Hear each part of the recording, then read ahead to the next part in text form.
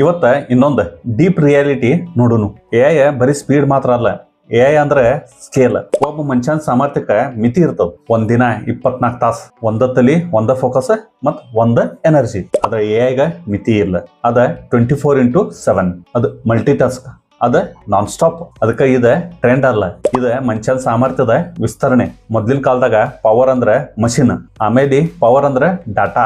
ಆದ್ರೆ ಇವತ್ತ ಪವರ್ ಅಂದ್ರೆ ಎಐ ಅಸಿಸ್ಟೆಂಟ್ ಆಗಿ ಇರೋದು. ಯಾರು ಲಗುನ ಅಡಾಪ್ಟ್ ಆಗ್ತಾರ ಅವರ ಲಗುನ ಸ್ಕೇಲ್ ಆಗ್ತಾರ. ಇನ್ನೊಂದು ದೊಡ್ಡ ಶಿಫ್ಟ್ ಅಂದ್ರೆ ಒಬ್ಬ ಮನುಷ್ಯ ಅಂದ್ರೆ ಒಂದು ಕಂಪ್ನಿ. ಇವತ್ತ ಒಬ್ಬ ಮನುಷ್ಯ ಎಐ ಜೊತೆ ಸೇರಿ content team, design team, marketing team, strategy team ಅಂತ ಎಲ್ಲ ಆಗ್ಬಹುದು. ಮತ್ತೊಂದು ಖರೆ ಏನಂದ್ರೆ ಭವಿಷ್ಯದಾಗ ದೊಡ್ಡ ಕಂಪನಿಗಳಿಗಿಂತ ಸ್ಮಾರ್ಟ್ ಮನುಷ್ಯರ ಡೇಂಜರಸ್. ಟೀಮ್ ದೊಡ್ಡದಿದ್ರೆ ನಡೆಯಂಗಿಲ್ಲ, ಸಿಸ್ಟಮ್ ಸ್ಮಾರ್ಟ್ ಆಗಿರೋದ ಪವರ್. ಲಾಸ್ಟಕ್ಕ ಒಂದ ಮಾತು, ಎಐ ಫ್ಯೂಚರ್ ಟೆಕ್ ಅಲ್ಲ, ಎಐ ಪ್ರೆಸೆಂಟೆಡ್ ಪವರ್. ಇದನ್ನ ಚೇಂಜ್ ಮಾಡಕ್ಕೂ ಆಗಂಗಿಲ್ಲ, ಇದನ್ನ ಡಿಲೇ ಮಾಡಕ್ಕೂ ಆಗಂಗಿಲ್ಲ, ಇದನ್ನ ಇಗ್ನೋರ್ ಮಾಡಕ್ಕೂ ಆಗಂಗಿಲ್ಲ.